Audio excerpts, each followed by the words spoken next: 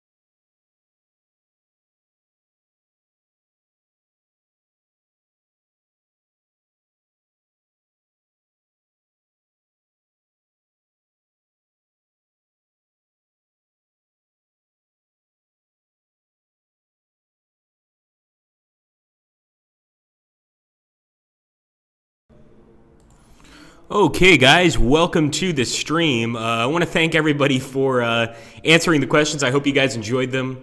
I actually put most of those together, so it was actually a lot of fun sort of researching them and learning about them. And there were a few there that I didn't know myself. I really had to actually look into it.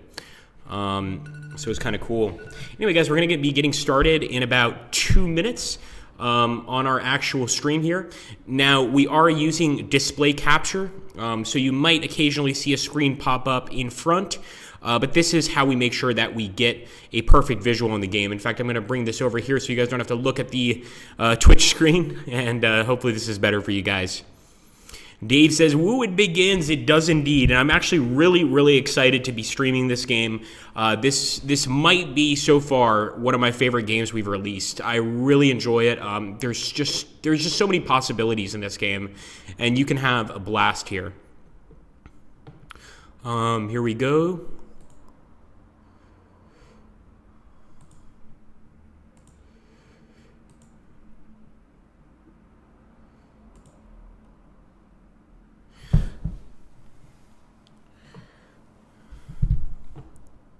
Looking forward to this is Piddly and Squishy. And let me know, guys, if the mic volume is doing okay.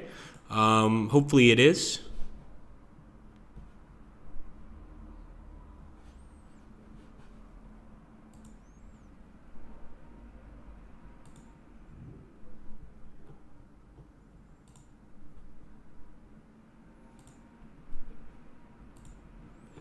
Good sound. Very cool. Very cool.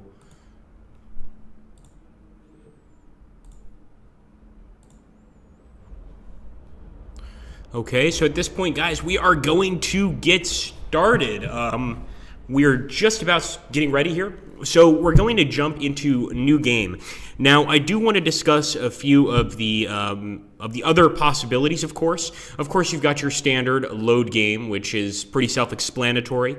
You've also got your scenario editor. And, you know, remake or okay to me.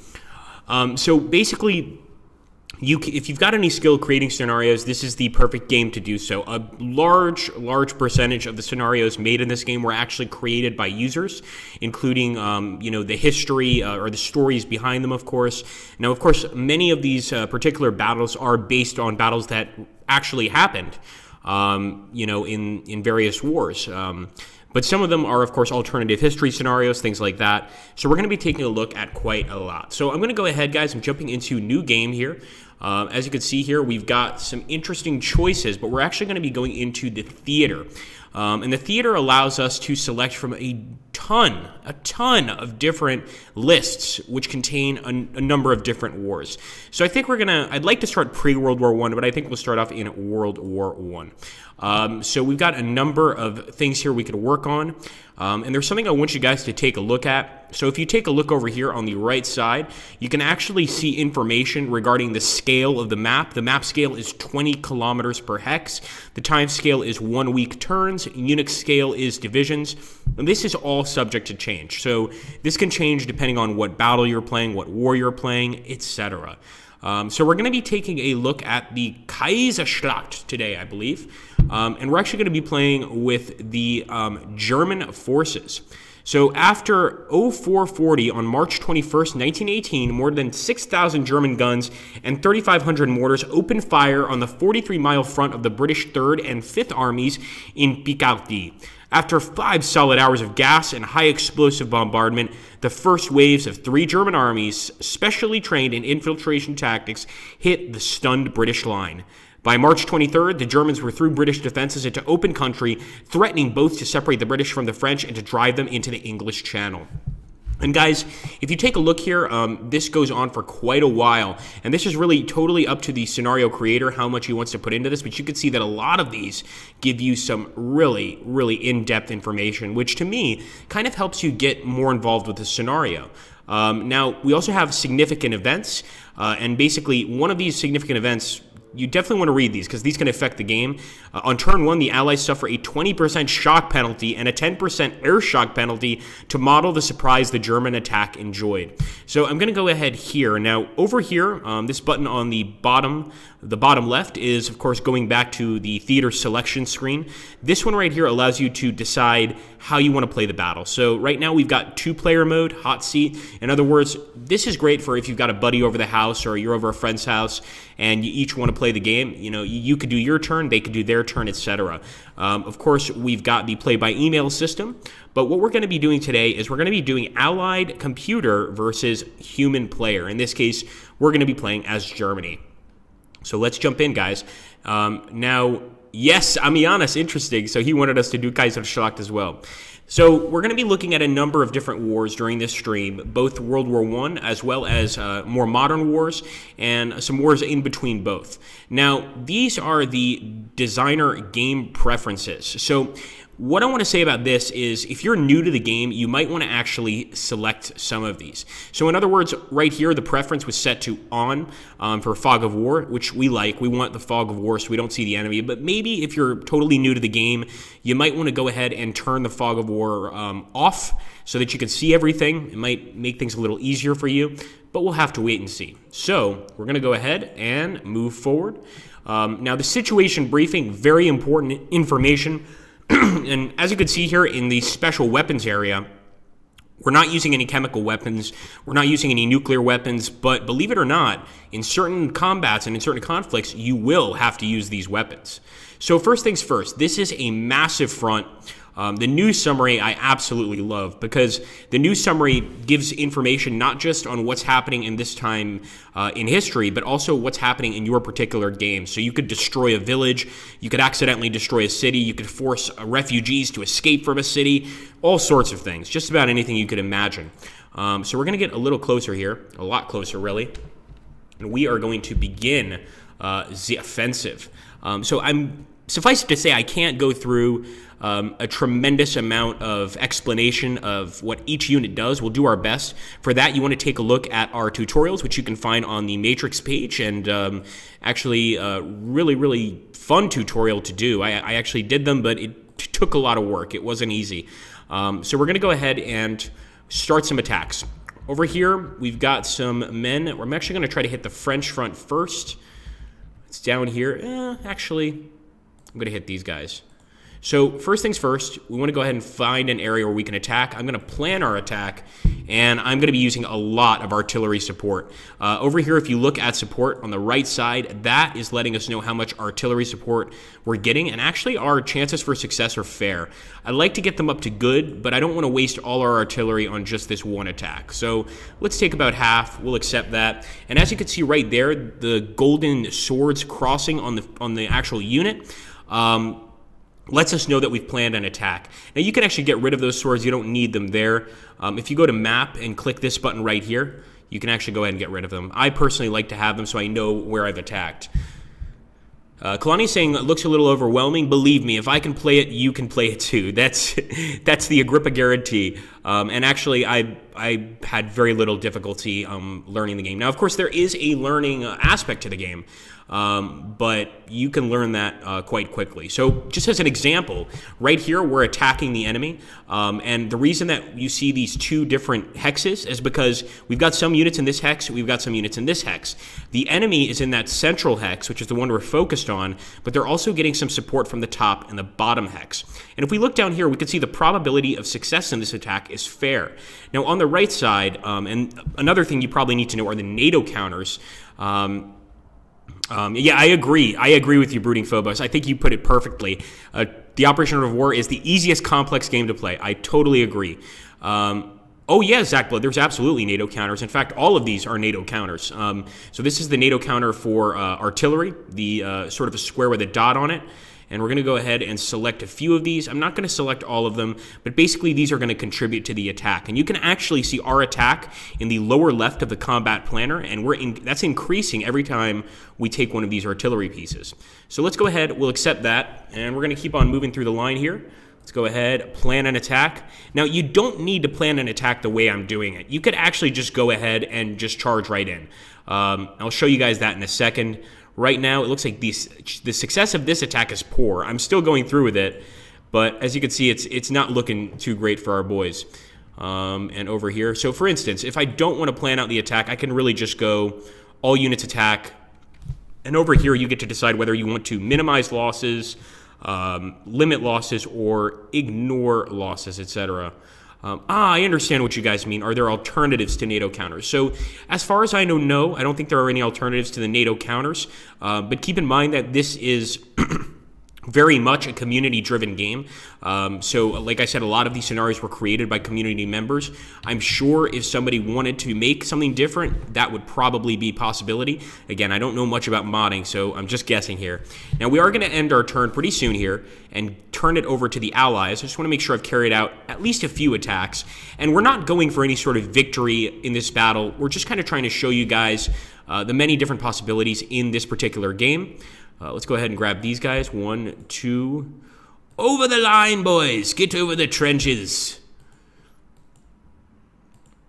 And we'll take a bunch of these artillery pieces. Another thing to keep in mind is the game has not just campaigns. It's also got battles, single battles that are much smaller than some of the campaigns. And really, I would consider this a campaign because essentially Kaiserschlacht, it's sort of the end of the war. But it could actually take quite a while to finish this particular fight. So the likelihood of success of this attack is poor. We're probably not going to go too far, but we're going to send our men over the top. So there is a way to end the turn here in this box right here where you see map, reports, units. Personally, and I don't know why, I think it's just habit, I like to end the turn this way. Now, the thing about the Operational Art of War 4 is there are a number of turns within a turn, and it's very hard to understand that unless you go to the Matrix YouTube channel and take a look at our video on time. So it's a short tutorial I've made on time in this game, but basically there are several steps to each combat procedure. So we're going to go ahead, we're going to just end the turn here, and we're going to resolve all attacks.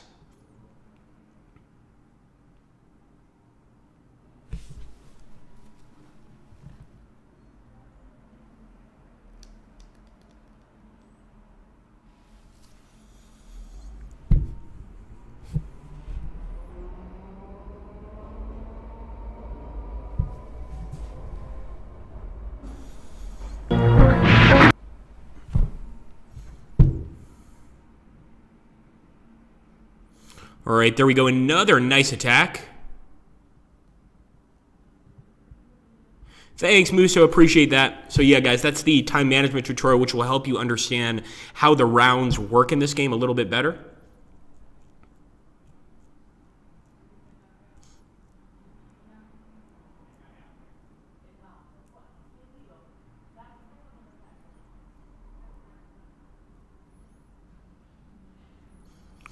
And if you guys look at the bottom, you can actually see what's happening in each of the rounds. Now, we're going to get more in depth to that later because we actually get a lot of information. So as you can see here, approximately 90% of your turn remains. I'll be honest, that's a great question. I don't know why. I'm not hearing any sound in my headphones right now. We've got everything we can to make sound work. So let me try this. I don't know if it's going to help, but let's see if this works to get the sound up.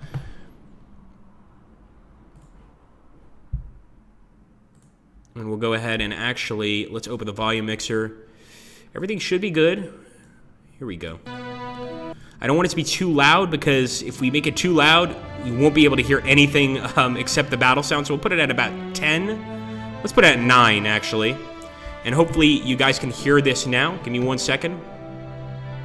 So I'm still not hearing anything through my headphones, but I'm hoping you guys can hear it. Anybody hear the sound right now? Let us know.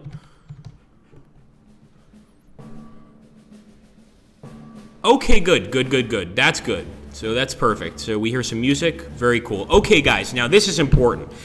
We've now gotten to the combat results of the first attack we did. Now, if you look over here, the friendly losses on our side are 33%, friendly losses on the enemy side 34%. And this gives the location of where this combat happened, the type of land where it happened, etc., and of course the news. So we're going to take a look here at one of the attacks, one of the ones where we were more successful. I'm going to click this one and look at the amount of information we are getting. This is unbelievable. You can almost literally get every specific thing that each unit did during the battle. If we look over here, we're going to look at the defender losses button. So that would be the allies. And look at this. We engaged 40, we disabled 8 light rifle squads, destroyed 14, total losses for the enemy light rifle squad, 22. In other words, we did some pretty good damage. Now let's take a look at the attacker losses button.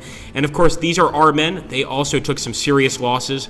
You've also got to keep in mind that each of these squads, since this is World War I, might be a lot bigger than a squad, you know, of maybe 12, 13 men that you're used to.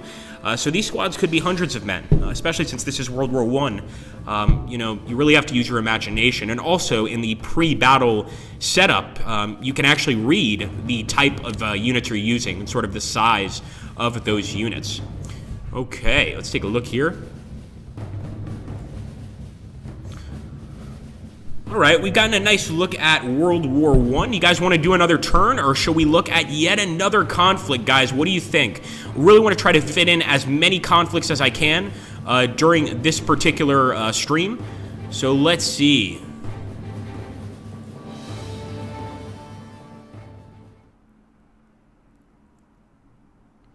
Yes, many more. Brooding Phobos wants us to play Pearl Harbor. Pearl Harbor is probably the one I won't touch, but it's a good suggestion. So yes, I'm definitely getting a lot of... Start a new one. I can see you guys want to try to see everything. So we're going to take a look at another war here. Now, we've also got some pretty cool World War I conflicts in addition to Kaiserschlacht, such as Gallipoli, you know, stuff like this, the Eastern Front of 1915. But we're going to jump into our theater selection screen, okay? And we're going to take a look at... Why don't we take a look at one of the modern wars? Yes. So I'm going to go into modern miscellaneous. We've got the Falklands War. We've got Grenada, 1983. We actually had a question regarding this earlier. We also got an alternative history scenario as the United States, the second U.S. Civil War. What about the 1805 one, says Dave? Interesting. And yes, that's a really good question, Amianis. Yugoslavia is actually probably one of my favorite missions. Now, I have a friend who actually works on this game who he can't stand it because it is complicated. So we'll head back. We'll take a look here at modern... I believe it should be in modern European, but actually it might be right here in hypothetical studies. Let's take a look. Okay, once again, we'll look at modern miscellaneous. I might also do Cuba 62. So this is the attempted invasion of Cuba, also known as the Bay of Pigs. But I think what we're going to be taking a look at today is the First Chechen War. So here we go, guys. And this is another very complex war, Amianis. This is a more modern conflict. For those of you that don't know about this particular war, I'll try to give you the best explanation I can. Now, I'm going to be playing as the Federal Forces of Russia against the Chechen resistance. But essentially, Chechnya wanted independence from Russia. This is, of course, a country that, Chechnya specifically, that is majority Islamic. It's a very conservative sort of country. And when the Russians actually attacked post-fall of the wall, so this was the Federal Republic of Russia, not the USSR, and when they went in the first time, they expected to pretty much overrun the Chechens, but what ended up happening is they managed to destroy the city of Grozny, the Chechen capital, and once they destroyed Grozny, the Russians moved in, and the Chechens cut them off. Completely cut them off from the rest of their forces, and there was pretty much a massacre of Russian forces. And of course, this is a very controversial conflict. That's another reason I love this game. It features a lot of extremely controversial conflicts because... Yeah, exactly. Destroy Grozny, you're done. Because Chechens would argue that the Russian Spetsnaz forces also carried out a number of war crimes. The Russians claim that the Chechen forces carried out a number of war crimes. We really don't know. We can only kind of assume. So here we go. The situation briefing has begun, and here we go, guys. Russians begin their assault on Grozny. Russians suffer heavy losses. My Kop brigade is a total loss. That was one of the brigades that was captured by the Chechens.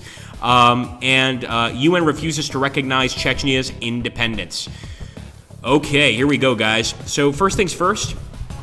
Well, there are definitely battle sounds, Zach. I think you'll be hearing them pretty soon. So we've got a few units here, but as you can see, we're not using really too many military units. There's a lot of police units here because this happens so quickly that, you know, certainly a lot of police units had to get involved.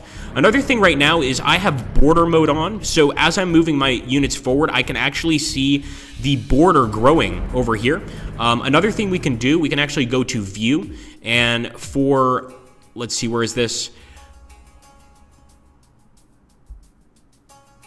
One moment. Okay, here we go. So for possession, we could also take flags. I like the flag system. Not everybody likes it. And basically what this shows is our area of control, okay? So I'm going to be moving forward. We've got some units here, some Spetsnaz units. For those of you that don't know what the Spetsnaz are, these are essentially Russian special forces. So we're going to move them forward. We're going to move the rest of our MPs forward as well. And really the goal is to get to Grozny. Grozny, we're going to zoom out just a bit here, is actually, I believe, right there. No, it's a bit bigger than that. Let's keep looking. So we're surrounded in Grozny, as a matter of fact. There we go. So this is Grozny. We can already see some enemy forces, and in fact, we can also see that the enemy have some mercenaries. They've got some self-defense forces. There are even units here, and I'm not kidding. There are even units of Russian or Chechen mafia forces that help the Chechens in this scenario. Let's take a look here just a second. So people were asking about location grids. We'll go ahead and do that for you guys. This allows you to see things in grid pattern, of course. All right, let's keep going, guys. Group move.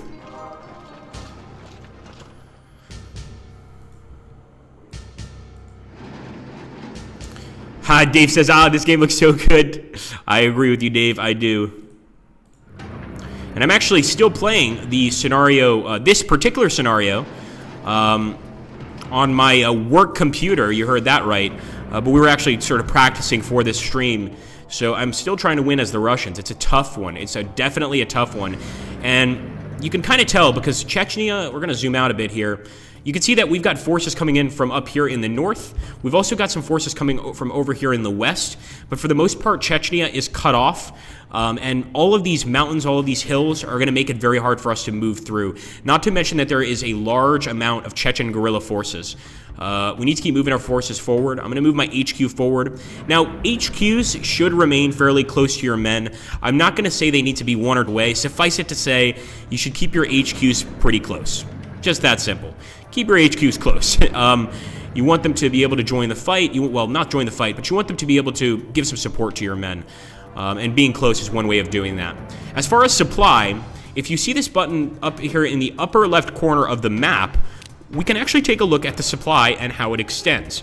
So right now, obviously up here, there's the most supply. And if you go down here, a lot less, basically.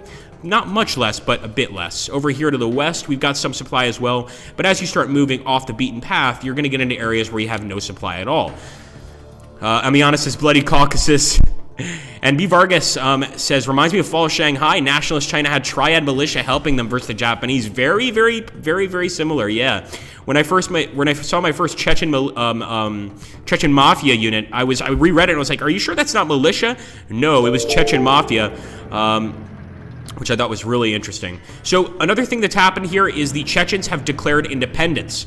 So that's why they have these security forces, the MVD. And what this basically is, it's the Chechen Provisional Government.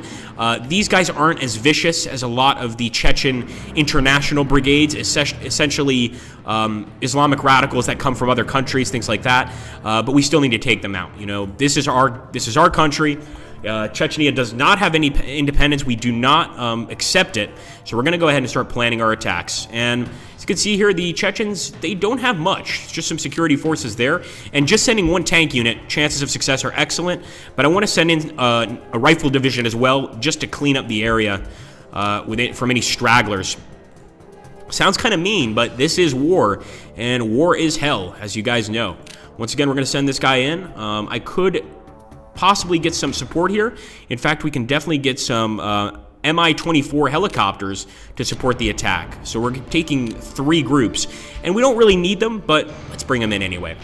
Take this guy, attack over here, plan an attack. Now, be forewarned, when the Russians first moved into Chechnya, they thought this was just going to be an easy war, no issues whatsoever, and it kind of looks like that right now. But the deeper we get into this country to try and save our boys trapped in Grozny, the crazier things are going to get. You're going to see. These Chechens know how to fight, and they are not fans of Russians, not at all. So we've also got this helicopter right here. This is an Mi-24. A lot of the units on the map, such as the Mi-24 as an example, are not units that you necessarily have to have near an enemy to get into combat. They can actually act as support units. And you're absolutely right, Brooding Phobos, very dirty conflict. So let's go ahead. We're going to plan an attack here and wish our boys luck. So right now, likelihood of success is very poor, as you can see. Let's see, maybe if we bring in some Mi-24s, we can increase that. But I think that unfortunately for us, this is going to be just a tough fight. We could cancel the fight, but I'm not going to do that. Once again, if I was going through an entire campaign, I would cancel that. But I want you guys to see as much action as possible. Let's group move forward. And I think we can take out, yep, sure enough. And there we go. I'm sure you guys heard some battle sounds there, or should have. Since these guys are so weak, the security force, we don't even have to wait for the battle phase. They essentially just get defeated immediately. And look at that, we've taken Pesherovo. Very cool. So I'm going to see if we can wipe these guys out. Yes, beautiful. And we'll start moving towards this security force with the Mountain Brigade. Looks like the Gorny Battery Brigade. So Pesherovo has been liberated. Liberated. In this war, there's not much liberation going on. Success is poor. I'm going to bring in the rest of our Mi-24s to assist, and hopefully they can help tremendously. So these are the planned combats. We can also take a look at those. And over here, you've got the time expended, so basically how long the battle actually takes. And once again, to get more info on time expended, you're absolutely going to want to go and watch the tutorial that we created. It's really, really helpful to give you guys an idea of how that works. Here we go. Davni is in Russian hands. And we've also gotten rid of these fake police forces. Let's be fair. We don't respect their sovereignty. As far as I'm concerned, they're fake. As for these units right here, the opposition fighters, they're actually working for us. So keep in mind, Chechnya has declared independence. There are still Chechens that want to remain part of Russia. And those are the guys we're dealing with right now. The other thing that's concerning to me is we've got an actual transport helicopter here that can move some of the Chechens around. So I'd really like to move these security units to attack that unit, but I'm not sure that's the right idea, because then we're leaving these cities open, basically. Well, that's actually a good point. Amianis makes a really interesting point. There's a lot of different things in this game that come into play in terms of how your actions could affect negatively or positively your forces. Now, this is not true in every scenario, but as an example, in a lot of these scenarios, if you take a city, especially a big city, refugees will leave that city. And what that'll actually do is that will decrease the movement time of the enemy army or of your army, depending on where the refugees are headed.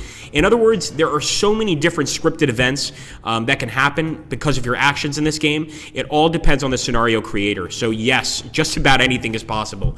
Let's go ahead, and I am going to move the security unit out. I know I said I wouldn't, but I want to get on this road and see if we don't spot the enemy, and we do in fact. So I'm going to attack this strike group, and actually nice, it looks like our opposition fighters got rid of it pretty quickly. Beautiful. Keep it up, boys. Wow, look at that. We are just knocking it around at this point. Yeah, he doesn't have much going for him, unfortunately. Unfortunately for him, fortunately for us. And let's actually take this security unit and get back into Nizhny Inkot. So there we go. Now we're protecting it with our own police force, the MVD police force. And we're going to end our turn, guys. Wish us luck. Here we go. Now, if you see that right there, do you guys just see that explosion that happened randomly? Now, that gets a little more complicated. And what that's called is interdiction. Basically, depending on how many air units you have or the layout of the map, how aggressive your air forces are, there is a chance that your air forces will actually hit targets as they move across the map during your turn or during the enemy's turn, which I think is very realistic because for those of you that aren't aware, in a lot of modern combat, you know, planes do patrol missions over enemy territory, try to spot some enemies, and occasionally you get lucky and you get to hit a target, which really helps you out in this game. So I can't wait to see the results of the combat here, but it looks like we may have retaken some cities. Of course, we're not that much closer to Grozny, and I fear by the time we get there, our men are going to be dead. So here we go, federal attack. Look at that, we did really great. Look at this. So this was just a bombardment. This goes to show you how strong a bombardment can be. So as you can see, these bombardments all came from our airfields and from air escort units. So let's take a look at the defender losses. In this case, it looks like it was an air battle. Interesting. No worries, Zach. So in this air battle, we totally destroyed the Chechen Air Force. In fact, I'm surprised that they have an Air Force, and I'm also a little offended because they're using MiGs and Su-27s. They're basically using our planes against us. If we want to go into a more detailed combat report, you can look at the combat chart. And this basically shows the rounds of combat and what happened during those rounds. For a more detailed explanation of the chart, you go here to the chart legend. And as you can see, you get a very detailed explanation telling you exactly what happened. There we go. Okay. Oh, thank you, Darren, for showing us. Yeah, we'll definitely work on that. We are PR, so... Or I should say, I'm the PR manager, but I work in the marketing department. So we're probably going to have to let the other departments know about that. Now, something else. You could go and actually hit weather on the right side of the screen, but if you just want to hit the W key, nice little hotkey for you guys, you can see what the weather is like around the map. Looks pretty cloudy, pretty temperate, possibly some rain on the way. I hope not, but we'll have to wait and see. So, we have liberated Nosraya. I'm going to keep on attacking. I know that these units are weak, so let's keep on moving. And sorry, it's Naurskaya. If we keep going down this road, we can actually get to Grozny. But I know what actually happened in the Chechen War, and when the Russian units went down the main road to get to Grozny, what do you guys think happened? They got cut off by the Chechens, and a lot of them were killed. So we're basically following the Russian approach here. But I'm gonna believe that our men can make it through. So we're even sending the police forces in. You know, this is a very unconventional war. I mean, in other words, in this war, it's unconventional for a number of reasons, but one of the main reasons is even the police are essentially acting as military units on our behalf here, and half of the police force has joined the Chechens. So here we go. We're attacking with essentially all of our units. We are hammering that position of provisional militia divisions. So we're basically sending every single one of our units in this attack. We don't even need any air support, although I'll send in 2 Mi-24s just for fun. As you can see, we're attacking a provisional 3rd militia, but there's more than one unit there. There's 4 stacks, so there could be a lot of time there. Yeah, you're absolutely right, Amianas. That was another issue. The Russians attacked in one of the coldest periods, which of course made it a lot harder to get into Grozny to begin with. Now, I kind of want to send this attack helicopter to Grozny to assist it. We could see that the enemy is already trying to surround Grozny, and we don't want that to happen. So I'm actually going to send one of my irregular units over here. I'm going to grab this unit, send him here, and maybe we can go ahead and start attacking some of the enemy police force divisions. But no, look at that, guys. That's scary. Look at that tile. The defender support here is tremendous, and they've got a lot of security divisions here, as well as even air divisions. So I'm not going to attack there. I'm just going to stay on the defensive. In fact, if we right-click right here, we can actually dig in, and that's what I'm going to do.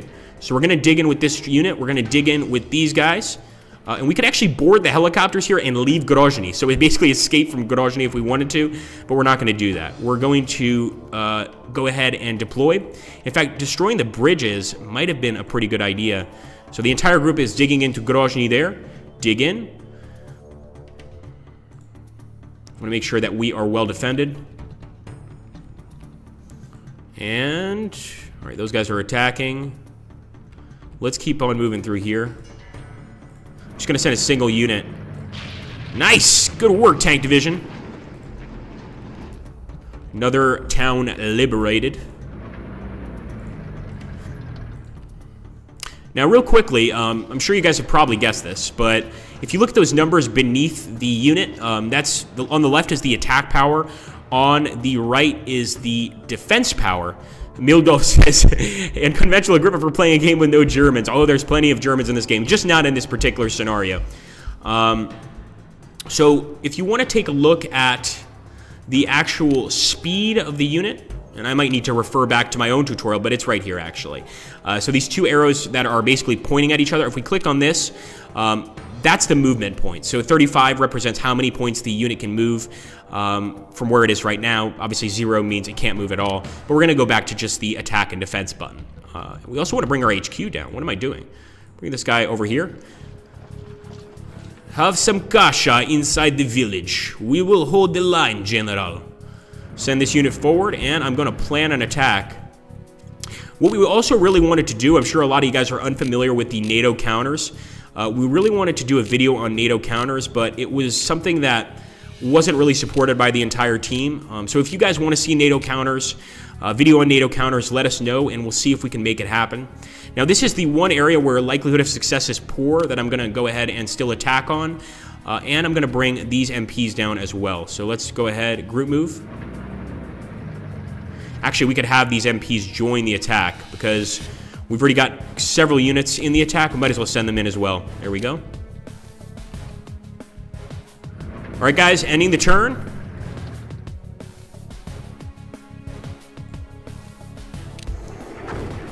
Air interdiction.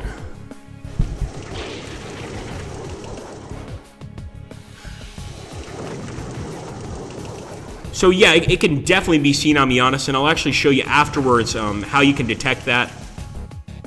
And again, you might have to refer to the tutorial again to get specifics, but there's absolutely something that sort of shows you the quality of the units. Thanks, Darren. If you could, Darren, could you you could actually mail us at Slytherin PR, or I should say pr@slytherin.co.uk.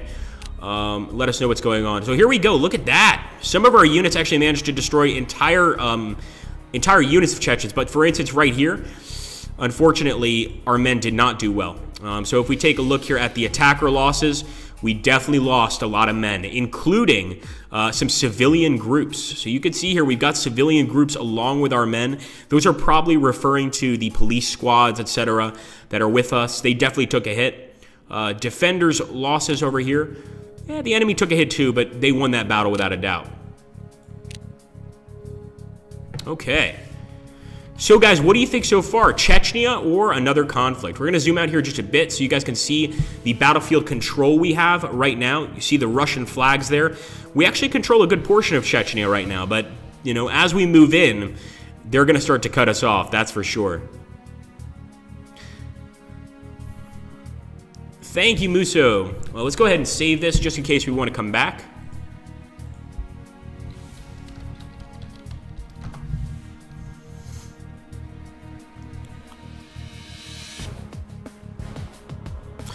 Yes, so you want to see the Yugoslavia campaign. Now, I hope that it's still in the game. We may have taken it out for because of the controversial nature.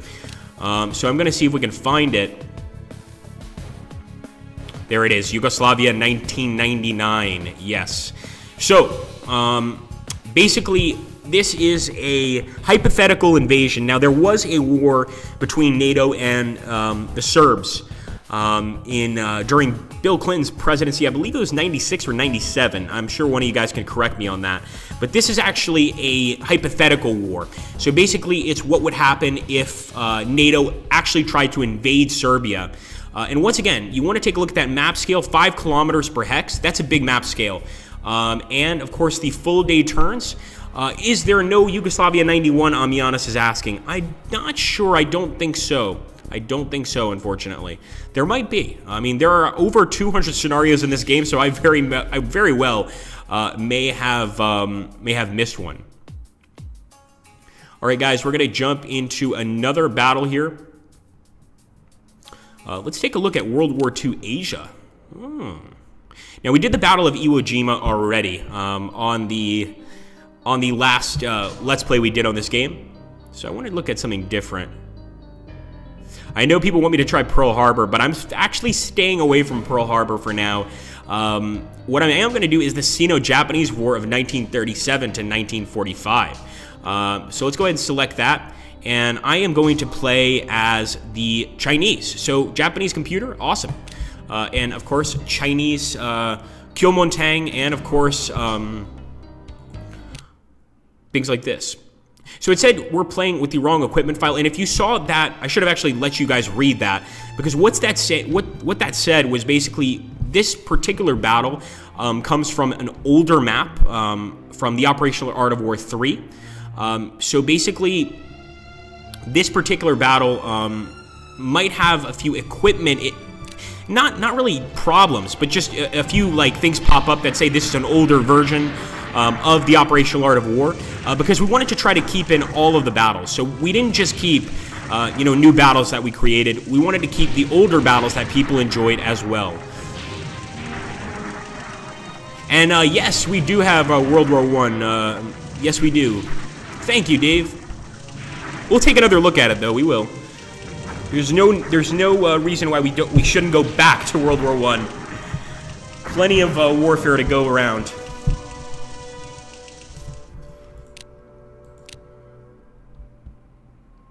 Okay, so we are playing as the Kuomintang.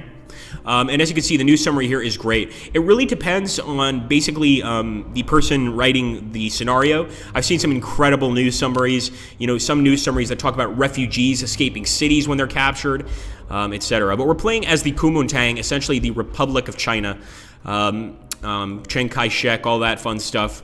But this is a tough war, without a doubt. However, you want to keep in mind that if you're going to be playing a scenario in the Operational Art of War 4, you can go for a shorter scenario, or you can go for an ultra-long one. This one is ultra-long. It really is. So we're going to try to attack this Japanese position, but you can see the success chance is actually quite poor here. And of course, early on in the Sino-Japanese War, that was pretty common. I think we're just going to take a look here at the Sino-Japanese War. We're not going to play it because it is very long. And it actually takes a while to sort of get started. The Japanese are obviously going to be winning initially. So if you guys want to go ahead and post in the chat what kind of war you'd like to see, we'll try to jump into it. I'm going to go ahead and begin a new game. Here we go. And let's take a look. Somebody mentioned World War I, so we'll jump back into one of the World War I scenarios. In fact, I want to take a look at Gallipoli. So let's play Gallipoli as the Australians. What sort of alternate history am I talking about? As the Australians, and we'll be playing Allied computer. Oh, sorry, Ottoman Turkey computer versus human player here in the Battle of Gallipoli. And let's jump in. We'll go ahead and take a look here at the events, the history. Thank you, Muso. Very cool. Here we go. That's right. That's right. It's an alternative history where Austria attacks Turkey. Here we go. Okay, guys. So, of course, one thing that's barely mentioned about the Gallipoli campaign, which is quite funny, is there were also French units during the campaign. It wasn't just Australians or British. There were French units, etc. You can, by the way, see some of the naval combat there going on. Fortunately, we lost that guy. Let's see if this guy can get out. But we absolutely have some enemy ships waiting on the coast here to stop us. Now, this particular ship is the Queen Elizabeth. It looks like likely a battleship. And actually, that's right. Somebody mentioned something about how do I know the experience of the units? And that was a really good question. I'm going to try to answer the best way I can. Now, let me make it very clear that any player of the Operational Art of War 4, and I'm sure a lot of you here have played this game before or have played the Operational Art of War 3, you're going to learn as you go along. So if you look up here on the right-hand side, we now have the units selected. We can look over here. This is sort of like combat initiative. It's at 65. In fact, we'll mouse over it really quickly. 65 over here. The strength of the unit is at 100%. The fuel is at 80%. And over here, we can kind of see essentially the defensive power of the unit, this sort of thing. So you can get a lot of information from that. 65 is not great. I mean, I've certainly seen units with better setups. but you don't always get to choose, am I right? So here we go. We've got the French fleet, Charlemagne. We want to get some guys, obviously, on land here, but easier said than done. The Turks are everywhere. We're going to go for a port attack. So yes, you can do some attacks just to damage enemy infrastructure. This includes bombing ports, bombing enemy cities, etc. Here we go, guys. Let's board a ship. Entire group. No, we better do single unit boarding. Let's go. So our first infantry brigade has arrived. But, of course, we're going to have to wait until we offload these guys. And I'm actually going to take the whole unit, because now it looks like it's pretty safe, I think.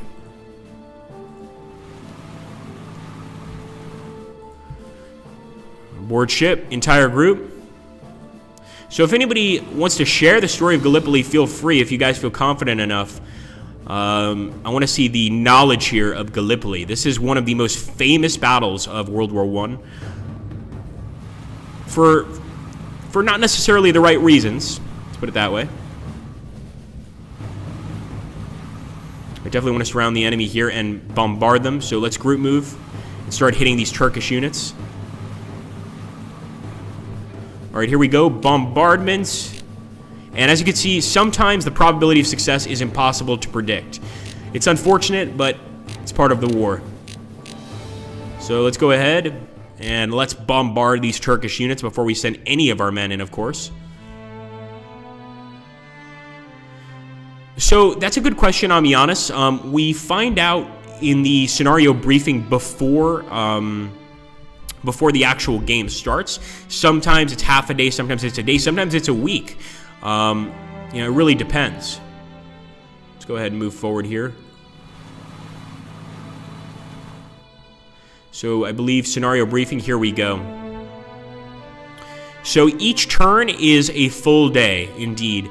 The unit scale are battalions, 14 turns, and of course 2.5 kilometers per hex. Let's go ahead and board ship. Entire group on the ship.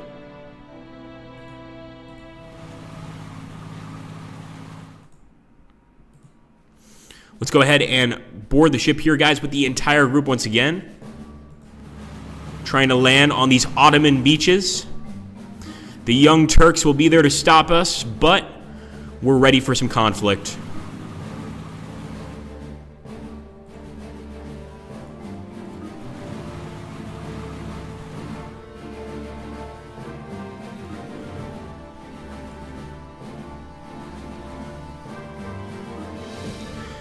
Thank you, Infantryman for Life. And yeah, I haven't seen you on the stream earlier, but basically, Infantryman for Life, this is a World War I scenario we're playing right now. But in this game, you can actually go all the way from, I believe, 1807 is the first battle we have, to modern day. We've got a ton of battles. All right, let's end the turn. There's not much we can do now except wait for our forces to eventually be able to disembark.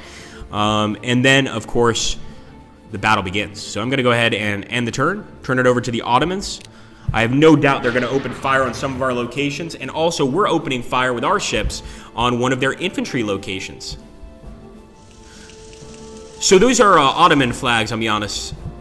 Yeah, that basically denotes the control of that area. So let's see how our ship bombardment did. We only destroyed 8% of the enemy forces, but when you really think about it, 8% out of 100 just due to bombardment is pretty incredible. You also want to keep something in mind. And this is actually a little factoid we had on our questions. And that is, can you guys guess, out of 10, how many British infantrymen went to World War I and returned unwounded and not dead? Out of 10, what would you guys guess? Let's go ahead and press OK.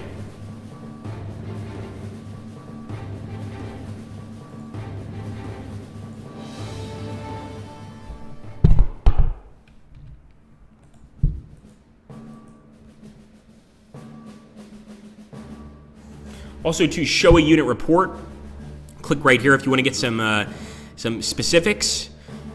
And yes, you're absolutely right. It's 9 out of 10. Thanks, Piddle. It's actually 9 out of 10. So you actually were quite likely to survive, believe it or not. You know, you were more likely to survive than to get killed. We're going to go ahead and start attacking here, guys. You can see when we click on these units, they actually turn to infantry units here. And we're going to get some support as well.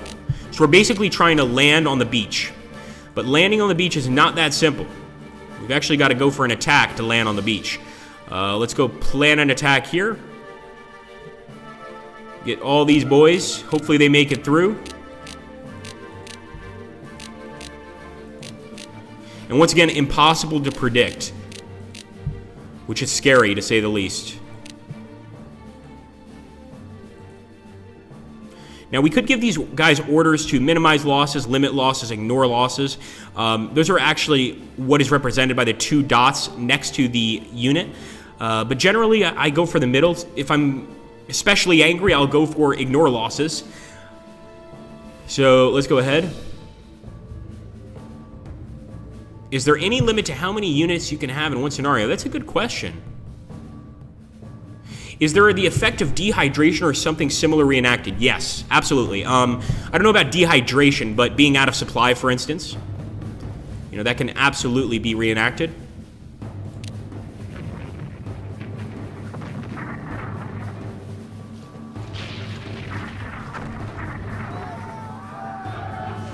Thank you, KT8.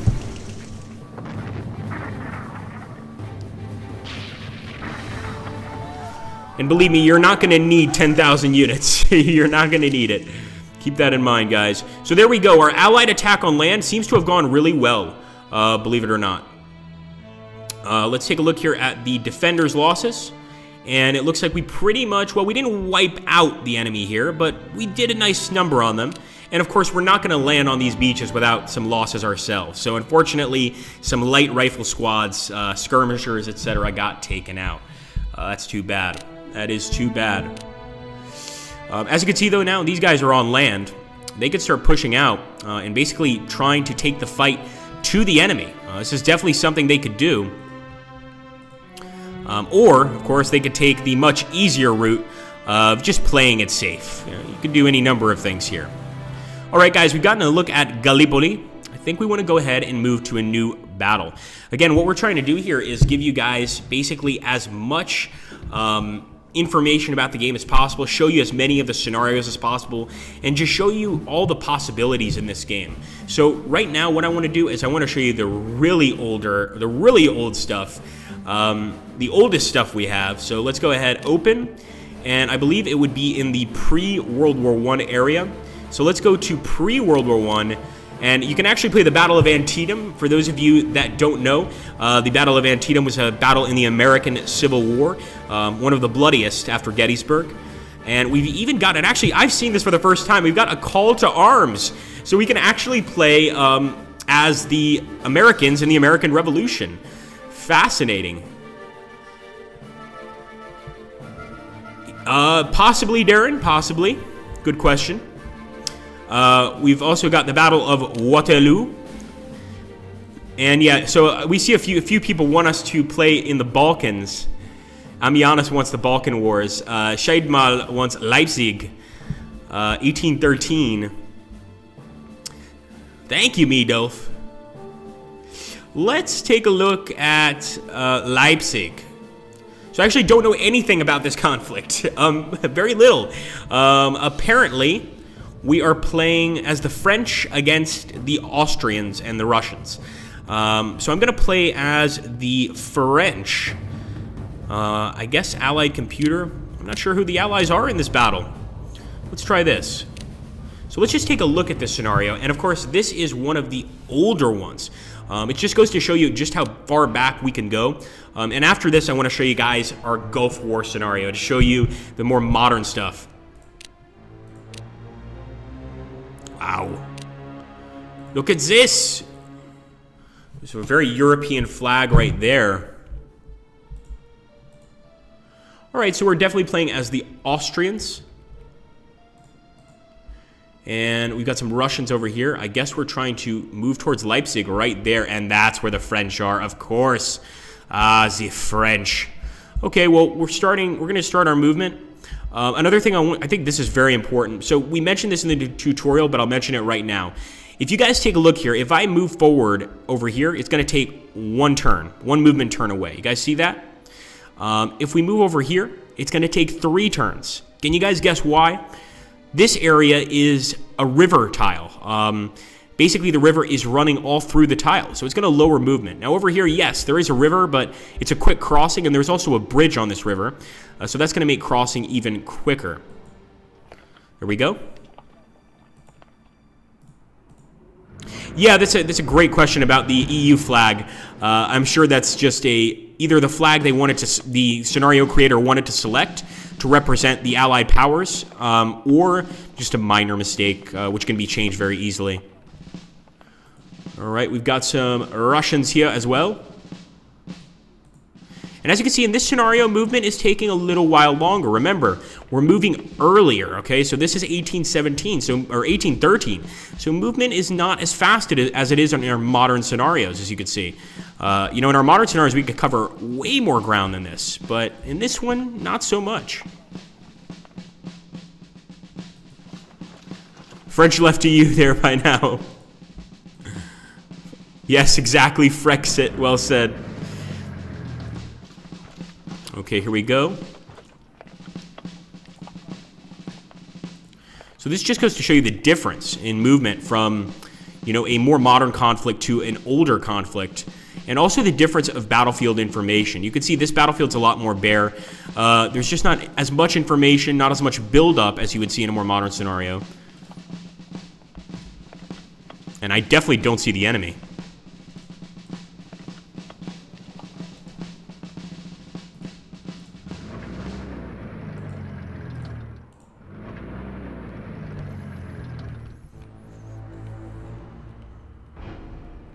Okay.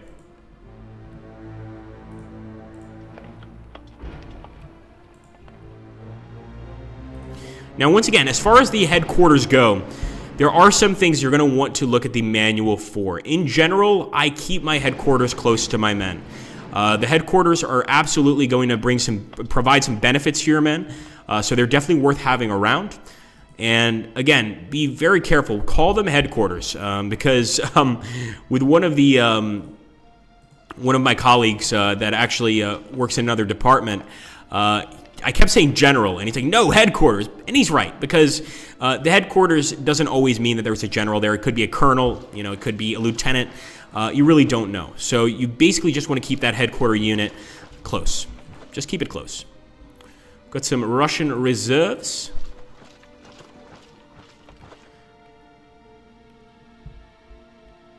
Yeah, Mildorf, sorry, but yeah, with that, you know, we just, and of course, none of us here at Slytherin support any sort of movement like the Nazis, but we do like historical accuracy. You know, if we were able, we would like to have the real flag, the swastika from the time period, to represent, you know, the great evil of the time period. But, you know, we have a lot of players of this game that are from Germany, a lot of players from Poland, etc., where it's just illegal. It's not legal for us to actually sell the game with that. Now, could you potentially make your own scenario, or edit your own scenario that you could play privately using that flag? I think you probably could. Again, I'm not an editor, I'm not a modder or an editor, so I can only guess, but I think you probably could. And look at this. What is Tsar Alexander? Did you guys see that? Tsar Alexander. My goodness, the Tsar has come to the fight. That is interesting. All right, let's group move. Okay, Poland is legal. I know in other countries, there's other countries besides Germany. It might be the Czech Republic that don't allow that flag to be flown. Maybe Austria.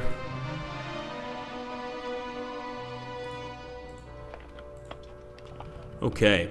So guys, this is much more, as you can see, a slower battle. We're going to go ahead and end the turn and see if we could spot any enemies, any French enemies soon. We might not, though. And next I'm going to take a look at either Korea, the Korean War, or we're going to take a look at the Gulf War.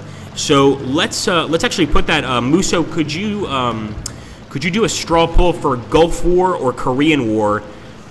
and then we'll decide who we play as. So basically, which side we play as. I'll tell you right now, if we're playing the Gulf War, we're not playing as Iraq because you're just going to get absolutely crushed. Thank you, Shine-Doll. The improved maps in UI look so good compared to the Operational Art of War 3. I agree 100%. 100%.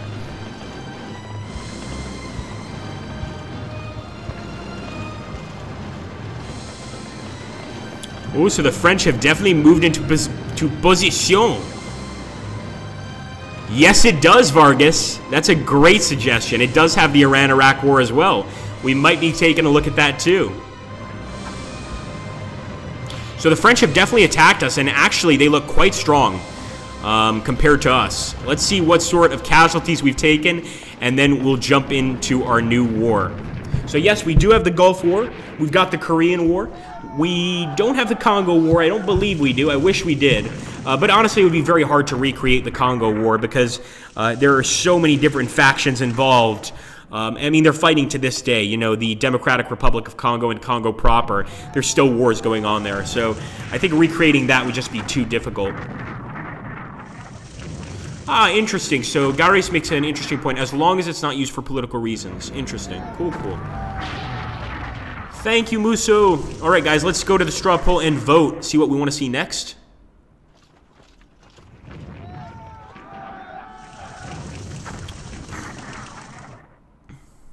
Yeah, I'll be honest. Unfortunately, we do have the recreated 1999 version, but it would be too complex. And for basically the similar reasons as to why we couldn't do a lot of other wars like the Congo War.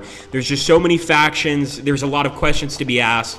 It would be very hard to do it properly, basically. All right, let's see what you banditos have chosen here on the straw poll.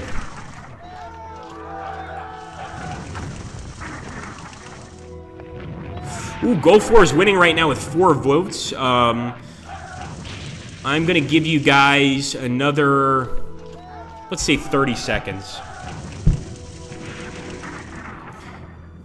In fact, at 5 our time, so that's a minute. 5 our time, we'll go ahead and decide. And man, these French are not stopping their attack. This is just continuous attacks against us.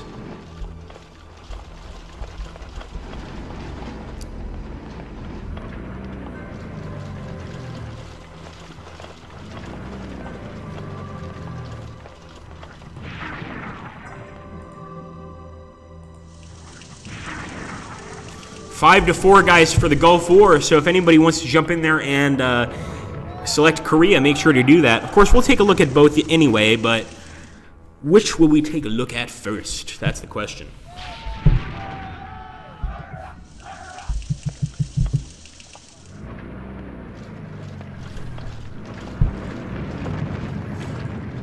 Ooh, yeah, sorry about that. I think we're going to have to be doing Gulf War first for the Korean War boss. We're definitely going to go with Gulf War first. And in this, you're going to see the power of air interdiction. So you can really see just how massive the air interdiction can be in this game. And remember, just to remind you guys, air interdiction, and I'm once again explaining these in layman's terms. It's much more complicated than how I'm explaining it. But basically, air interdiction is the ability of your Air Force to spot targets at the end of a turn. So if enemy units are moving and you've got a large Air Force, and again, you don't have to do anything by yourself. A lot of the stuff in the game, such as replacements, reinforcements, you know, airstrikes, things like this, can be controlled by the AI. So the AI will take over that if you don't. And there is a chance, basically, that your air forces will find an enemy target and manage to bombard it. And in the Gulf War, you can imagine, we're going to have a lot of air interdiction, a whole lot, because we're definitely going to be playing as the Americans. And man, does this war ever end? This 1813 war is taking a long time.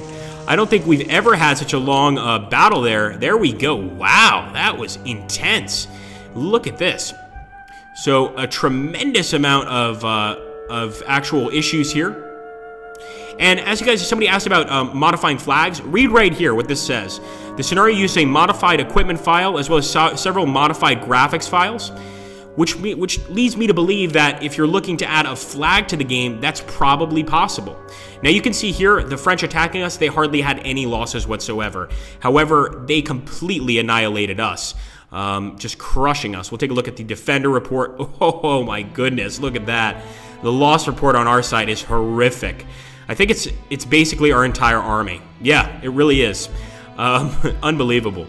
So you can see the French are definitely on the warpath. All right, we're going to refresh the results once more. And yeah, Gulf War wins.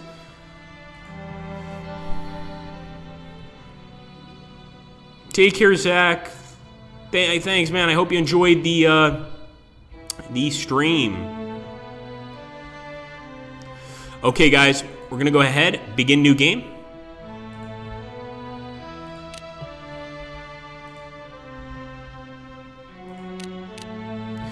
Desert Storm, baby. Here we go. So, I definitely want to play as the coalition. So let's jump in, guys. I wonder if we have any Gulf War veterans watching the stream. Now, I want you guys to read this note. This is quite important, okay? And you're going to get this for some of the maps that were created prior to the game. Like I said, we didn't want to just throw away a lot of the Operational Art of War 3 maps because, you know, those were actually, there were a lot of really great maps in the game. So we put this warning to make sure that you guys know that some of the terrain hexes are not going to look the way they do in the more modern maps that we've created just for the Operational Art of War 4. And you can always just turn that warning off. So you can go ahead and check that off and check. There we go. Let's take a look. You guys are going to be very surprised. Look at this. Look at this. And that is the correct flag. That's the United Nations flag. Remember, we're playing as the coalition forces. So there's actually several countries represented. And look at this. Look at the Iraqi forces. In fact, we're going to back up. Just look at that. That is a scary battle, is it not? So we've got a lot of Iraqi forces ahead of us. And, of course, we're trying to get over here to An-Nasiriyah. We're not going to Baghdad because, remember, this is mostly, I believe, in Kuwait, if I'm not mistaken. Nope, I was wrong. This is the border of Iraq. But we're not going all the way to Baghdad, just sort of the initial part of Iraq and not going there. Ah, thank you for your service, infantryman. Thank you very much for your service. So we're going to start moving forward, guys. Group moves, basically. Get really close to the enemy here. And we're going to see if our American tank power can wipe out some of this Iraqi infantry power. But you're going to see what happens with the interdiction. It's absolutely insane. Now, this is one of those battles that takes a while. So keep in mind that you want to be very, very careful.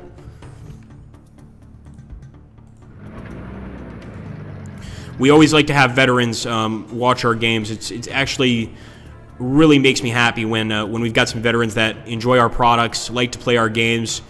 And you know, my father was a veteran. He fought in Vietnam as a first lieutenant, and he's glad that there are, you know, games like this that allow him to sort of relive that experience. Because, you know, let's be honest, war is not all bad. There are parts of war that are horrific.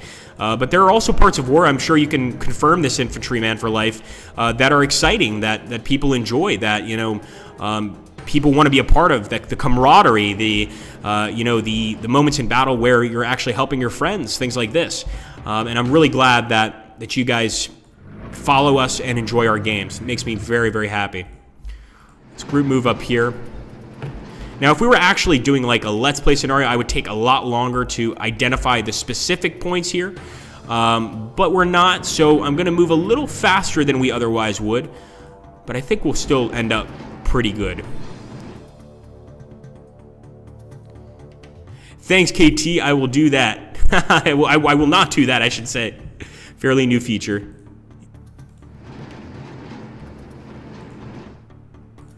All right, here we go, guys. So once again, it takes a long time in this particular battle to get all of the forces in the right locations. This is a bit of a longer one, but I still want to end turn one because I want you guys to see that air interdiction. And I want you guys to see how well we're going to do on this first attack. When I first looked at this map, I was like, oh my goodness, this war looks a lot harder than I anticipated it to be. No. No. I mean, the entire game is going to be a little bit hard. You know, you're not just going to win a battle or a game within the operational art of war by doing nothing. You still have to, you still have to think. But the American firepower, or I should say the coalition firepower during this war is incredible. It really is. Oh, that's awesome, Infantryman for life. Been playing these games for over 20 years. Very cool.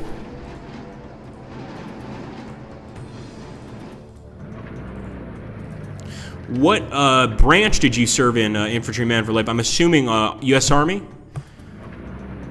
Maybe Marines?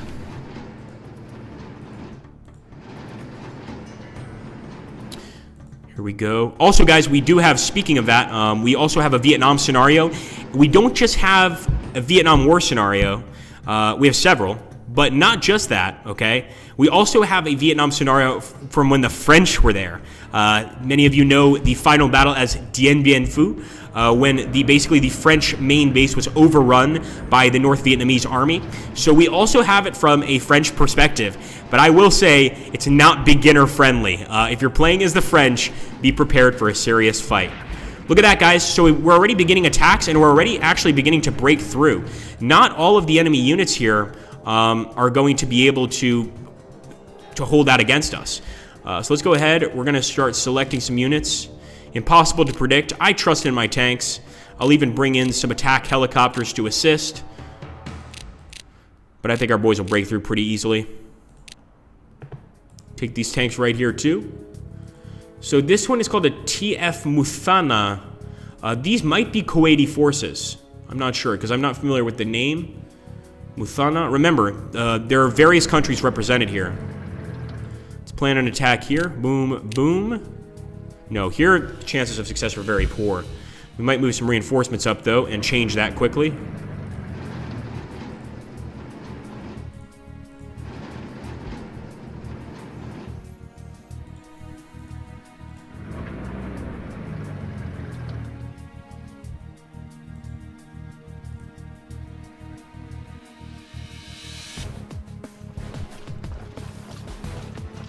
Yeah, I agree with you, Audie. I love the combat planner myself.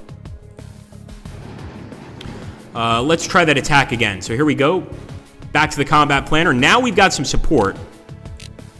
It's poor, but it's going to increase. Don't worry. It looks like not all units can attack, and I'm actually not sure why. So basically, when your units can attack, you're going to get a little red chit that's going to pop up. As you can see right here, it's popping up on top. But for whatever reason, these guys cannot. It's a little strange. Nonetheless, I'm going to bring in some air superiority here. The likelihood of success is poor. Oh, wait a minute. Now we can. Ooh, that's interesting. So maybe it had something to do with transport choppers. Very interesting. Probability of success is fair. We're getting somewhere, guys. We're getting somewhere. Probability of success is excellent. That's what I'm talking about.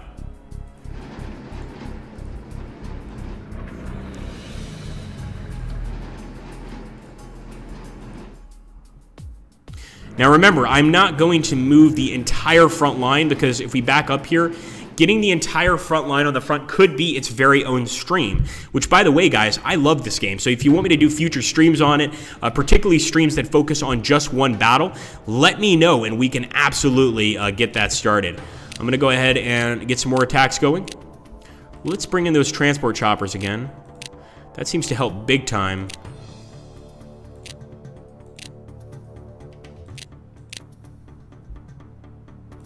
Fair is good enough. Let's go for fair.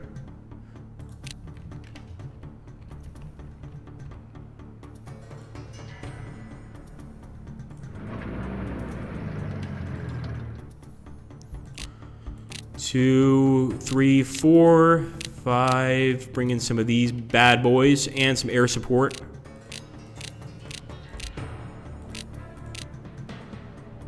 So even here, our chance for success is poor. We'll try to bring in all the air support we can muster. And just keep looking at our attack right here. You know, that's increasing every time we select some more air support.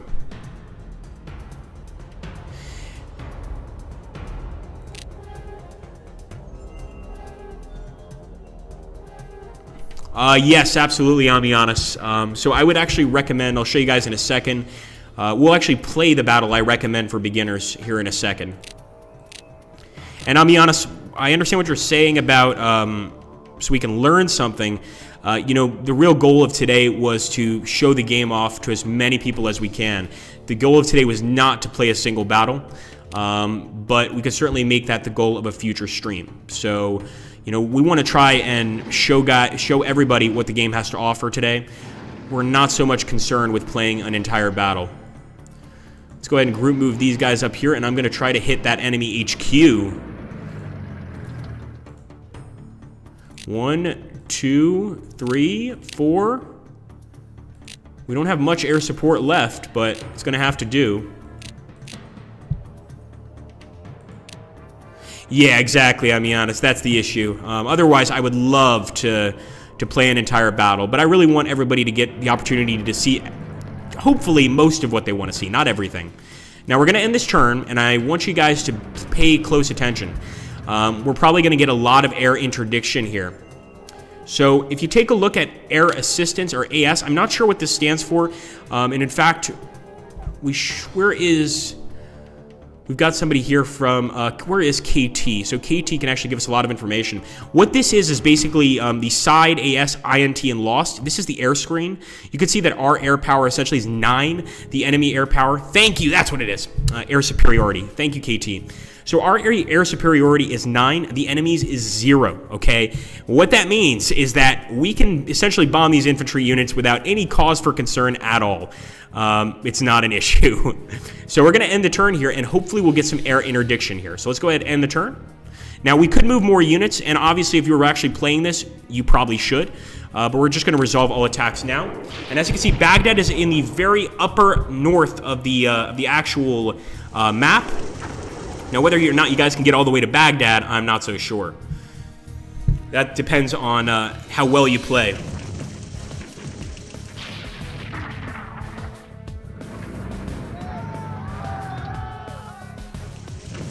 There we go. There's some air interdiction. Actually, no, that was a planned combat. That's our attack, our initial attack, working out really well.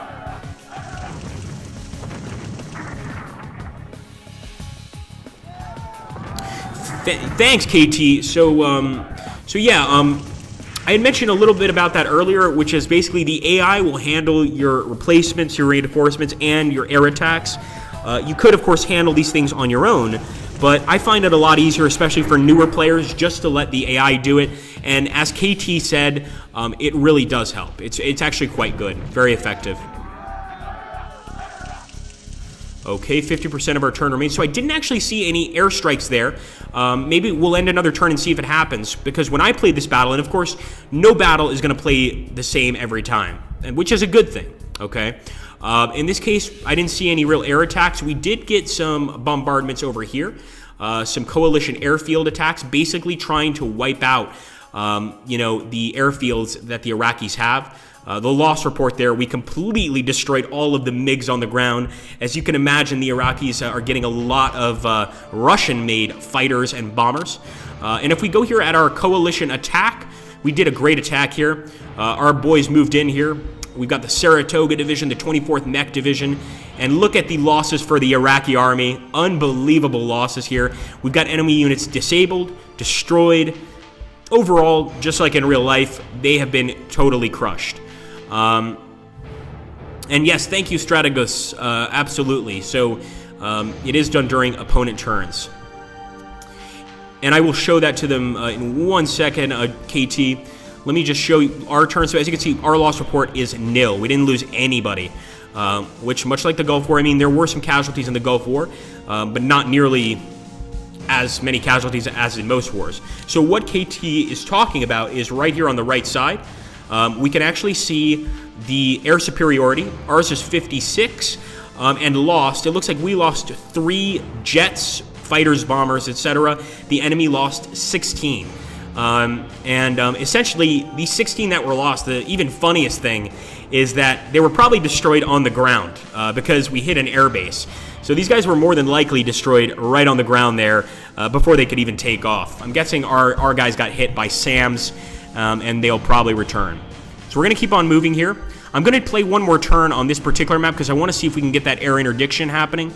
If it doesn't happen, no worries, but I want to see if we can get it to happen because once we get that air support, the Iraqi army goes from looking kind of strong to completely powerless very quickly. So let's go ahead here. Here we go. Boom, boom, boom. And then I'll take a look at the Korean war scenario, which, interestingly enough, is the scenario I would recommend for new players. And more importantly, I'd recommend you play as North Korea. As you know this saying, North Korea is best Korea.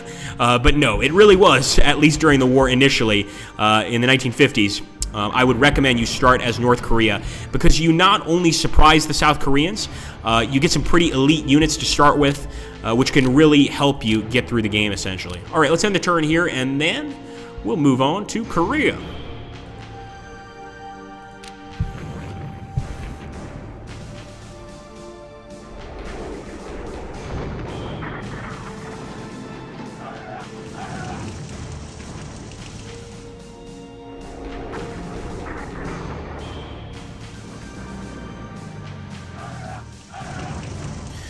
Yes, Amianis, absolutely.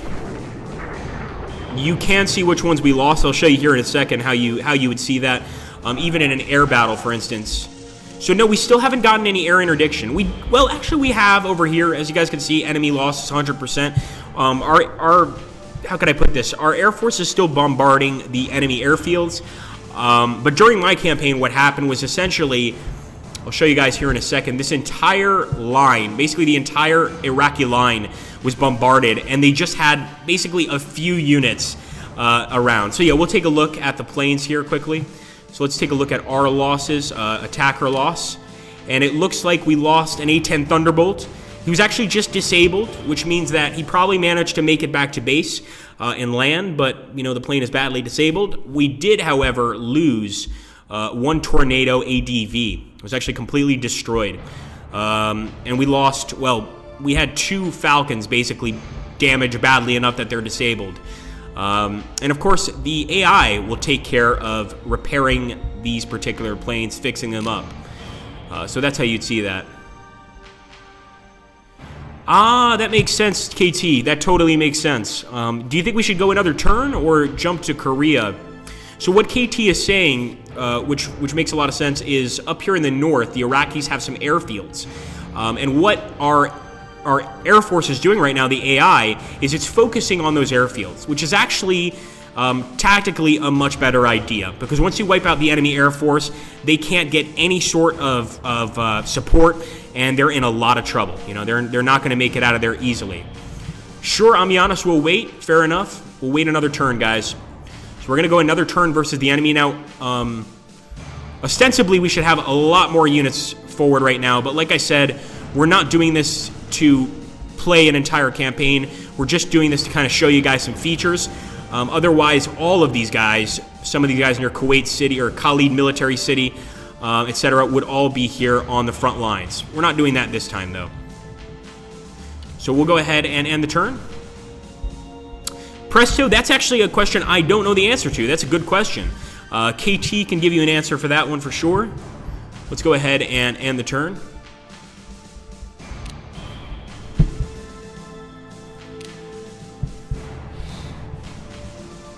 All right, now it is the Iraqi turn. Let's see what they do. No, I want the computer to play Iraq. Here we go. Ooh, so they actually fought back a bit. My goodness. And there we go, guys. You're starting to see the bombardments there. That's all interdiction. You see that? That is all interdiction. Now we're starting to bomb the enemy. And this is what actually happened during the Gulf War. Look at that air support. You know, the infantry would roll through just groups of burned out enemy vehicles and just be like, my goodness, we don't even have an enemy to fight. Because the air power that we're using on an open desert is massive. So you guys see that? This is all air interdiction, guys. Absolutely amazing. Keep it up, boys. I'm really glad we stuck with that end turn. That was a good call, Amianis. Oh man, they are getting hit hard. Look at that. They're trying to escape the air attacks, but they can't. We see you guys. We see you all. Very glad to hear that, John Kaminsky. Dave Zizou says, oh yeah, air power, and you bet. I mean, when you see what the Iraqi army looks like after this and how easy it is to defeat them, at least this initial force, you're going to be amazed.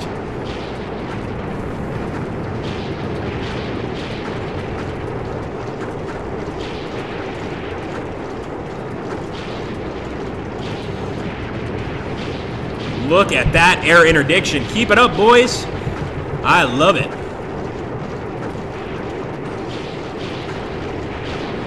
Can you win that scenario, I'll be honest, as Iraqis? I mean, technically in this game, you can do just about anything. So yes, I guess you could technically win as the Iraqis. Although I would put your chances of winning as the Iraqis at about 2 to 3%. Very, very hard. It's actually easier to lose as the coalition than it is to win as the Iraqis, if that makes sense.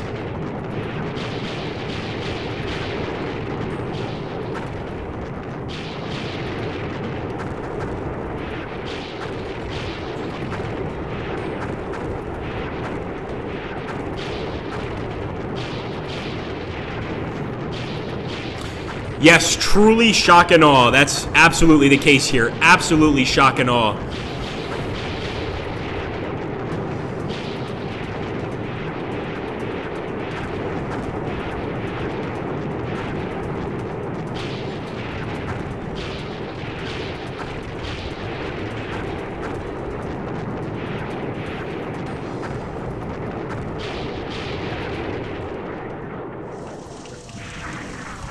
Wow, that was unbelievable. That was just unbelievable. And it's still going on. In fact, our units are getting hit too by some air interdiction. It's very minor, but it looks like we haven't destroyed all of the enemy planes. And look at that, it continues! We've got more bombers. I love it. I just love it. And absolutely, Dave, if you want, you can get full tactical control. The screen is not frozen anymore, I'll be honest, but I think the overwhelming bombardment even shocked the screen into freezing. But of course, now we're back to normal. I mean, you have to keep in mind that the bombing campaign of Iraq is a massive bombing campaign. Absolutely massive.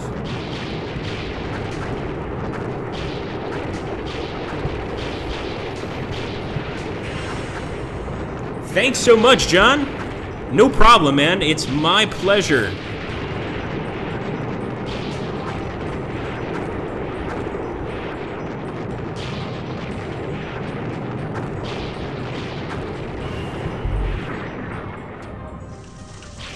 Give it time, boys and girls. So as you can see, we've already got some gaps in the map now from where units have been completely obliterated. Remember that initially the Iraqi army was all along the front line, and now you've got these massive gaps, which of course we can move our infantry to, and that's because of the air interdiction. We've literally blown some units off the map. They no longer exist. Is it possible to disable the map jumping to each hotspot during the battle resolve phase? Good question. I'm actually not sure. Very good question.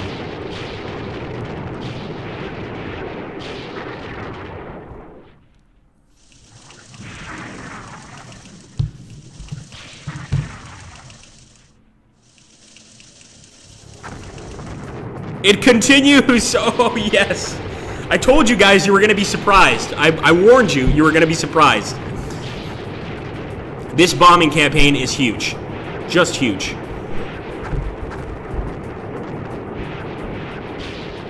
And right here we actually hit Baghdad. So once again, we froze again, but it will unfreeze. This is really just calculating all of the damage done by the bombs dropped. And it is a massive calculation.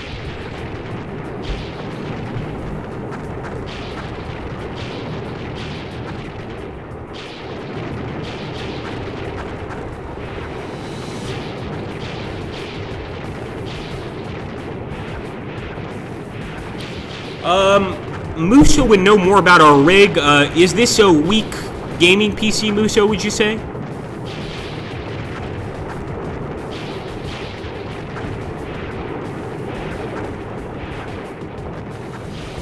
Look at all those lines. Look at that. There's almost no Iraqi army left. This is incredible.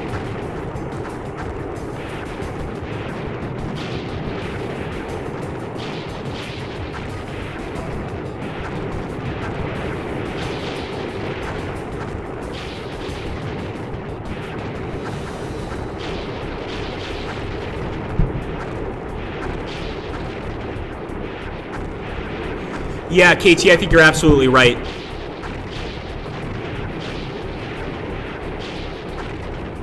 So here we go, guys. Wow, that was a massive bombardment campaign.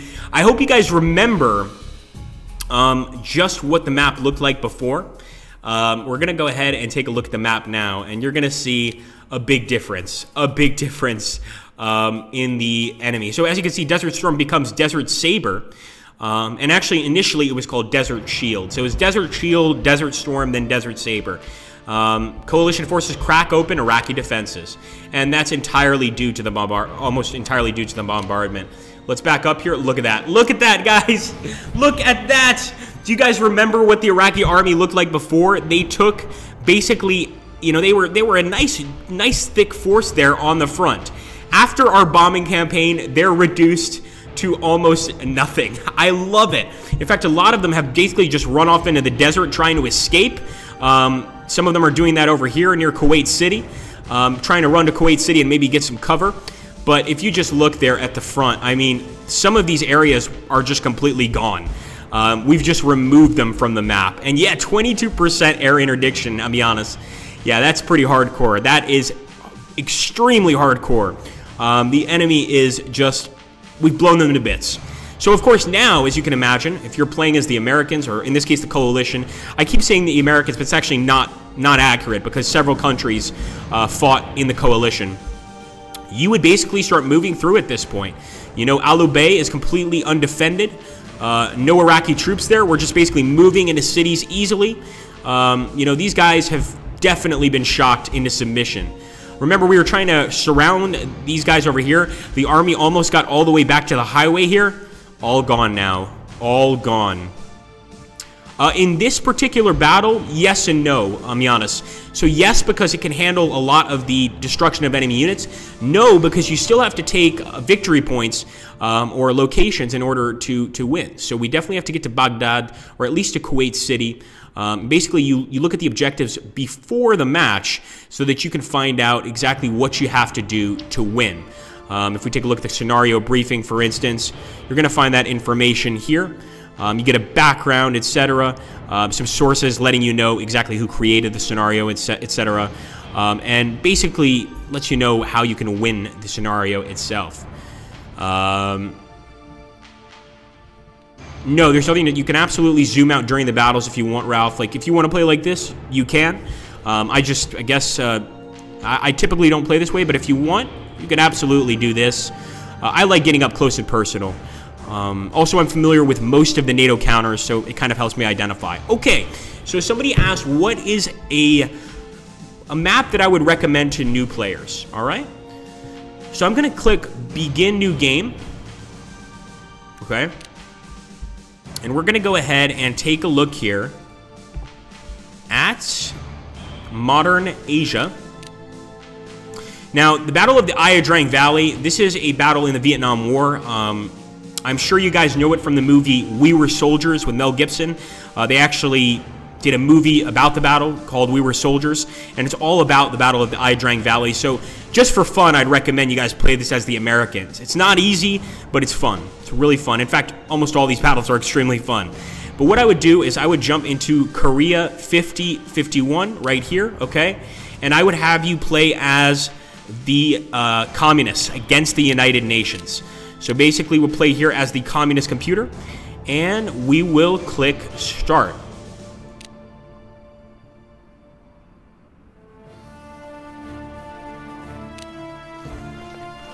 No, this does not work correct.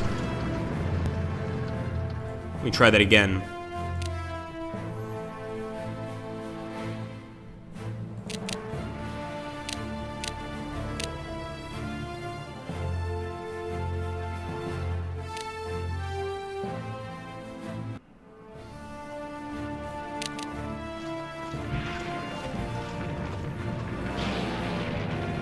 That is very weird. We're taking the communists, but it's not giving them. Maybe, let's try this. Maybe we're accidentally taking the South Koreans and not realizing it. There we go. Yeah, that's more like it. So once again, I would recommend you taking this one, Korea 5051, as the communists, as North Korea, and try to take South Korea. So here we go, guys. We got a nice news summary. This one also, by the way, no, you absolutely can, Amianis. I think I just chose incorrectly. The news summary: Communist forces invade South Korea. UN calls on member nations to aid South Korea. And the U.S. Congress authorizes active duty for reserve forces. So this is definitely the one I would recommend for you guys. It's going to be the Korean War as the Koreans. And yeah, once again, I am definitely playing as the communists here. But it looks like the AI has taken over the unit movement. This could just be part of the scenario where turn 1, maybe the AI takes control. Maybe KT could shed some light on this. Because we definitely selected the communists this time. Yeah, it is a little weird, isn't it, KT? So we'll definitely have a look at this. This could just be a tiny little bug. For whatever reason, we're unable to play as the North Koreans. Now that will be fixed, I can promise you guys that. Another issue could be we've been using this PC to host older versions of the Operation Art of War 4, and this was actually one of the first battles that we played with when we tested the game out. So maybe some files are overwriting under other files, and that's why I'm unable to play as the communists in this battle. That's very possible.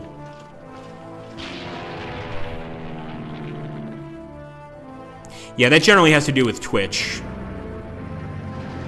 When you get blurry images, etc. Okay, guys, we're getting close to the end of this particular stream, but we definitely have time to look at another conflict. So I don't think we've looked at any of the Vietnam War conflicts, so I'm actually going to go ahead and take a look at one of the more interesting Vietnam conflicts. Not the American Vietnam War, but the French Vietnam War. So this is a tough one. If you play as France, really, really, really tough. I'm actually just going to take random. I'm just going to randomize it. I don't know if I'm playing as France or as the Viet Minh. I don't think it's actually called the Viet Cong at this time. It's called the Viet Minh, and I'm correct, yes. So that's because the cultural identity group is actually not, I mean, it is the Vietnamese people, but it's actually the Minh people. So, French army, oh boy, this is a tough one. So to give you guys a basic history of the Battle of Dien Bien Phu, I want to back up a little bit. We are trying to hold a sort of airbase slash fort against a massive, overwhelming NVA attack. One of the biggest problems in this battle for the French was the fact that the NVA, because of the hills up here, you see all these mountains, Bald Mountain, etc., they were able to actually put their artillery on top of a lot of these mountain ranges and fire down at the base, while at the same time sending their infantry in for a massive, massive attack, okay? So all of this stuff contributed. They also made it very hard for any French planes to land to deliver supplies. So French planes would basically have to drop supplies, which, if you guys don't know, when you're dropping supplies, a lot of the times they can get broken, they can drift over to the enemy lines, or you just drop them out in the open, and if you run out in the open to pick up supplies, you're going to get shot at. And that's not good. You know, you don't want to get shot at. So what I would do in this battle, first things first, I immediately start mobilizing and basically digging in if I can. So I'm going to go ahead and just minimize losses here. These guys are already dug in. We don't have to worry about that. Now these guys have to dig in, entire group. These guys have to dig in, entire group. And we're going to basically try to defend everything we can. We do have some units which we may be able to use as counterattacking forces, but I think the safest thing to do is dig in and try to hold out. As you can see, there are numerous points here: Dominique, Almerie, Francois, and these are basically the strong points that the French army is trying to hold. Dominique is the central one. Actually, no, this one is the central one. What's it called? What's the central one called? I can't see. But basically, eventually the NVA did take the center, and that was the end of the battle. So we're going to go ahead and end the turn here, see if the NVA will attack. I'm almost certain they will. And actually, I keep calling it the NVA. That's not correct. This is the Viet Minh, so feel free to correct me. You know, this is... I don't believe the Viet Minh had any, or necessarily had any communist sympathies, their main focus was independence for their country. Now, I'm sure they may have leaned towards the communists, but I don't think they were entirely communist. The reason I say they may have leaned, they do have a communist flag, which is a red background, gold star, but really their main concern was independence for Vietnam. So keep that in mind as well. And then, of course, they eventually transformed into the NVA, also known as the North Vietnamese Army. Interesting, guys. News summary. Viet Minh launch human wave assaults at Dien Bien Phu. The French forces cut off at Dien Bien Phu, and French reinforcements parachute into Dien Bien Phu. I would not want to be one of those French forces. In fact, I think that would be pretty terrifying. Let's go ahead and see if we can maybe hit the enemy artillery.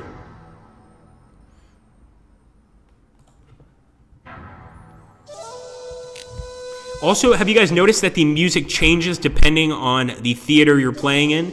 Anybody notice that yet? This is much more sort of an oriental sound to the music, as opposed to if you're playing in Europe, for instance. So we don't know how this is going to work, but I know that during this battle, artillery was one of the Viet Minh's strongest assets. So I'm going to be using our bombers to assist in trying to take out that artillery piece, or pieces, really. The rest of these guys are going to stay dug in. We're not going to attack with anybody else, and we shall end the turn. Yeah, I think you're absolutely right, Brooding Phobos. That could be it. So, guys, the Korea, I still stand by you guys taking Korea 50-51. Play as the North Koreans if you're a beginner. You're going to do fine, okay? Now, when the Americans show up, don't blame me that you lose. But as far as beating South Korea, you can definitely do that. You could take Seoul fairly quickly. And I think that's important to take Seoul fairly quickly because it kind of shows basically that, oh, look, I can take a capital. That's pretty cool. Now, look at this, guys. Enemy losses at 40%. So it was a weak attack. We could have actually gone for a stronger attack. We did a very careful attack here. We did pretty well. So let's take a look here at the losses on the enemy side. And it looks like we definitely destroyed some howitzers, so some mortars. And that's, of course, the enemy artillery unit. Actually, these are howitzers. These are proper artillery. 75 millimeter. No, that's not a mortar. That is proper arty. We destroyed a few of them, so that's really good. Now, in general, if you want to change like how fast or how hard your unit's going to strike, let's say just hypothetically speaking, right, that I wanted to take this unit and attack here, I could right-click this unit, and I could go over here, and I could actually order ignore losses for the entire group. This would basically mean almost like a Soviet human wave attack. They would attack. If they start losing men, they keep attacking. Or if you want to be a more cautious player, you could click minimize losses, which it's almost like a scouting mission. You know, you're attacking the enemy, but if you start taking a few shots, you immediately move back or retreat. Another bit of information that I think is pretty important to share, and believe me, this stream could go on for hours sharing information about the game. I mean, there's just so much meat here. You know, this game is the video game equivalent of a giant steak. There is so much here, and I just love it. But one thing that I want to show, so actually it's kind of hard to show right here because we got a unit next to it. Let me move this guy back. And as you can see, we just got interdicted by the enemy artillery. We just took a hit. So let's say we got this unit here, right? There's really not much information on it. We just know it's an infantry unit. But just like in a real war or a real battle, if you get closer to a unit, even if you don't have a scout that's close, you can probably see some, right? So now, and actually no, this is the wrong turn to show it at. This is the wrong battle to show it in. But basically in certain battles, I think the more modern ones, you're going to get more information about this unit.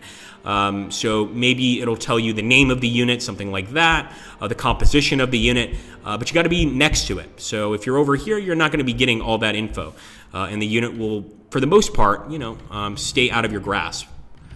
Okay, guys. Well, we are getting... I like that outro music. This is really good outro music. It just happened to be outro music. We are getting to the end of this stream, guys. I hope you guys have enjoyed everything so far. I absolutely want your feedback and your opinions on this game. I believe we've gotten to about an hour and 45 minutes, maybe an hour and 50 minutes even.